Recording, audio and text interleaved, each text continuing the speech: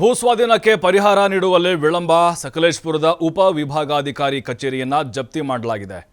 24 ಲಕ್ಷ ರೂಪಾಯಿ ಪರಿಹಾರ ಹಣ ನೀಡೋಕೆ ವಿಳಂಬ ಮಾಡಿದ್ದಕ್ಕೆ ಈ ಕ್ರಮವನ್ನು ತೆಗೆದುಕೊಳ್ಳಲಾಗಿದೆ. ನೋಡಿ, ರೈತರಿಗೆ ಇವರು ಬಣ್ಣದ ಮಾತುಗಳನ್ನಾಡಿ ಅವ್ರ ಜಮೀನೆಲ್ಲ ಕಿತ್ಕೊಂಡಿರ್ತಾರೆ, ಅಂದರೆ ಸ್ವಾಧೀನ ಮಾಡ್ಕೊಂಡಿರ್ತಾರೆ.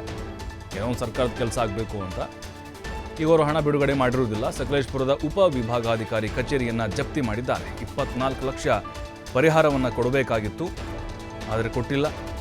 ಸದಾಶಿವ ಅನ್ನೋರು ಪರಿಹಾರಕ್ಕಾಗಿ ಕೋರ್ಟ್ ಮೊರೆ ಹೋಗಿದ್ರು. ಕಚೇರಿ ಜಪ್ತಿಗೆ ಬೇಲೂರು ಸಿವಿಲ್ ಜಡ್ಜ್ ಶಶಿಕಲಾ ಈ ಮಹತ್ವದ ಆದೇಶವನ್ನು ಕೊಟ್ಟಿದ್ದಾರೆ. ಕಚೇರಿಯ ಪೀಠೋಪಕರಣ, ಕಂಪ್ಯೂಟರ್ ಸೇರಿ ಹಲವು ವಸ್ತುಗಳನ್ನು ವಶಕ್ಕೆ ಪಡೆಯಲಾಗಿದೆ.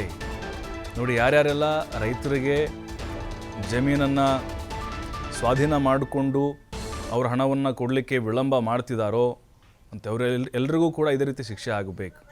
ಎಷ್ಟು ಅಂತ ಓಡಾಡ್ತಾರೆ ಅವರು, ದಿನ ಬಂದು ಹೋಗ್ತಾ ಇರ್ತಾರೆ, ಪ್ರತಿಭಟನೆ ಮಾಡ್ತಿರ್ತಾರೆ, ಆತ್ಮಹತ್ಯೆ ಪ್ರಯತ್ನವನ್ನು ಮಾಡಿದ್ದಾರೆ ಸಾಕಷ್ಟು ಕಡೆಗಳಲ್ಲಿ. ಈಗೆಲ್ಲ ನೋಡಿ, ಪೀಠೋಪಕರಣಗಳು, ಕಂಪ್ಯೂಟರ್ ಎಲ್ಲ ತಗೊಂಡು ಹೋಗ್ತಾ ಇದ್ದಾರೆ. ಮೊದಲು ಆ ರೈತನಿಗೆ ಪರಿಹಾರ ಕೊಡಿ 24 ಲಕ್ಷ, ಅದಾದ ಮೇಲೆ ನೀವೆಲ್ಲ ವಾಪಸ್ ತೆಗೆದುಕೊಂಡು ಹೋಗಿ ಅಂಥೇಳಿ ಕೋರ್ಟ್ ಕಡ್ಡಿ ತುಂಡು ಮಾಡದಂತ ಹೇಳಿದೆ. ಬೇಲೂರು ಸಿವಿಲ್ ಜಡ್ಜ್ ಶಶಿಕಲಾ ಅವರು ಈ ಆದೇಶವನ್ನು ಹೊರಡಿಸಿದ್ದಾರೆ. ಪರಿಹಾರಕ್ಕಾಗಿ ಕೋರ್ಟ್ ಮೊರೆ ಹೋಗಿದ್ದರು ಸದಾಶಿವ ಅನ್ನುವಂತಹ ಒಬ್ಬ ವ್ಯಕ್ತಿ. 24 ಲಕ್ಷ ಪರಿಹಾರವನ್ನು ಉಪವಿಭಾಗಾಧಿಕಾರಿ ಕಚೇರಿಯಿಂದ, ಅಂದರೆ ಅದು ಸರ್ಕಾರದಿಂದ ಹಣ ಬರಬೇಕಾಗಿರುತ್ತೆ. ಬಟ್ ಇಲ್ಲಿ ಏನಾಗಿದೆಯೋ ಗೊತ್ತಿಲ್ಲ, ಇವರೇ ಡಿಲೇ ಮಾಡಿದ್ದಾರೋ, ಸರ್ಕಾರ ಹಣ ಬಿಡುಗಡೆ ಮಾಡಿದರೂ ಕೂಡ ಅದು ಯಾವ ಒಂದು ಯೋಜನೆ ಅದಕ್ಕೆ ಸಂಬಂಧಪಟ್ಟಂಗೆ ಈಗ ಕೋರ್ಟ್ ಸಂಪೂರ್ಣವಾಗಿ ಪರಿಶೀಲನೆ ಮಾಡ್ತು. ಮತ್ತು ಅವರಿಂದ ಸದಾಶಿವನವರಿಂದ ಮಾಹಿತಿಯನ್ನು ತೆಗೆದುಕೊಳ್ತು. ಉಪವಿಭಾಗಾಧಿಕಾರಿ ಕಚೇರಿಯನ್ನು ಈಗ ಕೋರ್ಟ್ ಜಪ್ತಿ ಮಾಡಿ ಆದೇಶವನ್ನು ಹೊರಡಿಸಿದೆ. ಈ ಸಾಕಷ್ಟು ಕಡೆಗಳಲ್ಲಿ ನಾವು ನೋಡ್ತಾ ಇರ್ತೀವಿ, ಅದನ್ನೇ ಅವಲಂಬನೆ ಮಾಡಿಕೊಂಡಿರ್ತಾರೆ ರೈತರು. 1-2 ಎಕರೆ ನಮಗೆ ಕಷ್ಟಕ್ಕಾಗುತ್ತೆ ಅಂಥೇಳಿ ಹಣ ಮತ್ತು ಒಂದು ಉದ್ಯೋಗ ಸಿಗುತ್ತೆ ಅಂತ ಕೊಟ್ಬಿಡ್ತಾರೆ. ಆದರೆ ಇವ್ರು ಏನು ಮಾಡ್ತಾರೆ, ವರ್ಷಗಳು ಕಳೆದರೂ ಕೂಡ ಆ ಪರಿಹಾರ ಹಣ ಏನಿರುತ್ತೆ ಅದು ರೈತರ ಕೈಗೆ ಸೇರಿರುವುದಿಲ್ಲ. ಹಾಗಾಗಿ ಅನಿವಾರ್ಯವಾಗಿ ಕೋರ್ಟ್ ಮೊರೆ ಹೋಗಲೇಬೇಕಾಗುತ್ತೆ. ಕೋರ್ಟ್ ಈಗ ಅಧಿಕಾರಿಗಳಿಗೆ ಸರಿಯಾಗಿ ಬಿಸಿ ಮುಟ್ಟಿಸಿದ್ದಾರೆ.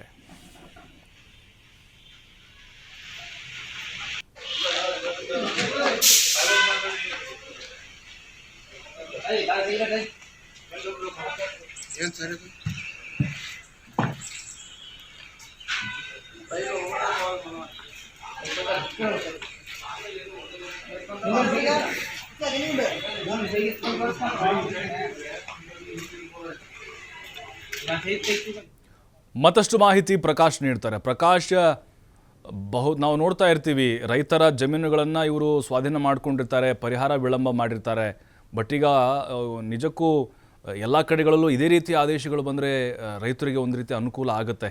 ಈ ಸದಾಶಿವ ಅವರ ಈ ಕೇಸ್ಗೆ ಸಂಬಂಧಪಟ್ಟಂತೆ ಎಷ್ಟು ವರ್ಷಗಳಿಂದ ಇವರು ಡಿಲೇ ಮಾಡ್ತಾ ಇದ್ರು, ಯಾಕೆ, ಏನು ಕಾರಣ ಅನ್ನೋದು? ಹಾಸನ ಜಿಲ್ಲೆ ಸಕಲೇಶಪುರ ತಾಲೂಕಿನ ಉಪ ವಿಭಾಗಾಧಿಕಾರಿಗಳ ಕಚೇರಿಯಲ್ಲಿ ಪೀಠೋಪಕರಣಗಳು, ಕಂಪ್ಯೂಟರ್ ಮತ್ತೆ ಅಲ್ಲಿದ್ದಂತಹ ಬಹುದೊಡ್ಡ ಬ್ಯಾಟರಿಗಳನ್ನು ಈಗಾಗಲೇ ಕೋರ್ಟ್ ಆದೇಶದ ಹಿನ್ನೆಲೆಯಲ್ಲಿ ಜಪ್ತಿ ಮಾಡಿರುವಂತದ್ದು. ಇದು 2ನೇ ಬಾರಿಗೆ ಕೂಡ ಜಪ್ತಿ ಮಾಡಿರುವಂತದ್ದು. ಯಾಕಂತಂದ್ರೆ ಸದಾಶಿವ ಎಂಬುವರು ಏನು ಸರ್ಕಾರಕ್ಕೆ ಭೂ ಪರಿಹಾರಕ್ಕೆ, ಅಂದ್ರೆ ಅಥಾರಿಟಿಗೆ ಸಂಬಂಧಪಟ್ಟ ಹಾಗೆ ಏನು ಜಮೀನು ಕೂಡ ಕಳ್ಕೊಂಡಿರ್ತಾರೆ, ಅದಕ್ಕೆ ಸಂಬಂಧಪಟ್ಟ ಹಾಗೆ ಪರಿಹಾರ ಕೂಡ ವಿಳಂಬವಾಗಿರ್ತಕ್ಕಂತಹ ಹಿನ್ನೆಲೆಯಲ್ಲಿ ಸದಾಶಿವ ಎಂಬುವರು ಕೋರ್ಟ್ ಮೊರೆ ಹೋಗಿರ್ತಾರೆ. ಹಾಗಾಗಿ ಯಾವಾಗ ಪರಿಹಾರ ವಿಳಂಬವಾಗುತ್ತೆ, ಬೇಲೂರಿನ ಸಿವಿಲ್ ಹಿರಿಯ ನ್ಯಾಯಾಧೀಶರು ಶಶಿಕಲಾ ಏನಿದ್ದಾರೆ ಅವರ ಆದೇಶದ ಮೇರೆಗೆ 2ನೇ ಬಾರಿಗೆ ಈ ಹಿಂದೆ ಕೂಡ ಸಕಲೇಶಪುರದ ಉಪ ವಿಭಾಗಾಧಿಕಾರಿಗಳ ಕಚೇರಿ ಕೂಡ ಜಪ್ತಿ ಮಾಡಲಾಗಿತ್ತು. ಮತ್ತೆ ಇದು 2ನೇ ಬಾರಿ ಮರುಕಳಿಸಿರುವಂತದ್ದು. ಸುಮಾರು 24 ಲಕ್ಷ ಹಣದ ಪರಿಹಾರದ ಮೊತ್ತವನ್ನು ಕೂಡ ವಿಳಂಬ ಮಾಡಿದ್ದಕ್ಕಾಗಿ ಈ ಆದೇಶವನ್ನು ಕೂಡ ಮಾಡಿರುವಂತದ್ದು.